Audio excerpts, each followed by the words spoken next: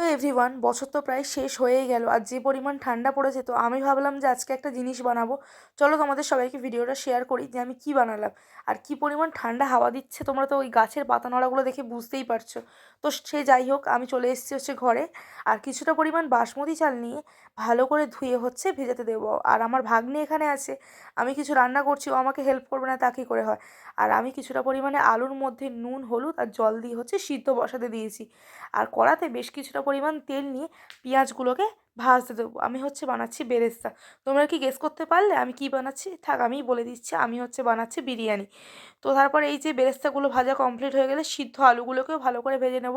ভাজা কমপ্লিট হয়ে গেছে আর এই যে চিকেনটাও প্রায় হয়ে এসছে। তো তারপর এই যে চিকেন রান্নাটা কীভাবে করলাম তোমাদেরকে পরের একটা ভিডিওতে বলবো। আর জলের মধ্যে হচ্ছে লেবু, নুন, সাদা তেল আর গোটা গরম মশলা দিয়ে দিয়েছি। জলটা ভালো করে ফুটে গেলে আমি চালটাকেও দিয়ে দেবো। চাল থেকে একদম পুরো 70% মতন হয়ে গেলে আমি নামিয়ে নেব।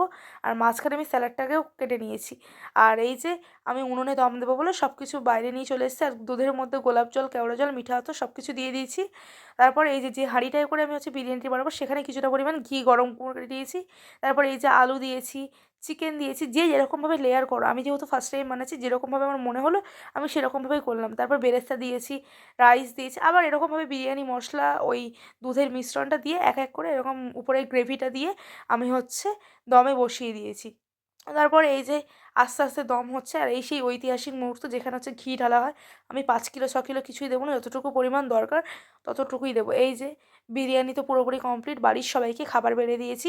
আর সবাই খেয়ে কিন্তু বলেছে যে বেশ ভালো হয়েছে। কিন্তু আমার মনে হয়েছে যে হালকা যদি একটু নুনটা বেশি হতো আরও ভালো হতো। তো মোটামুটি সব কিছুই কিন্তু ঠিকঠাক ছিল। তো আজকের ভিডিওটা এখানেই শেষ করলাম। তোমাদের নতুন বছর সবার খুব ভালো কাটুক।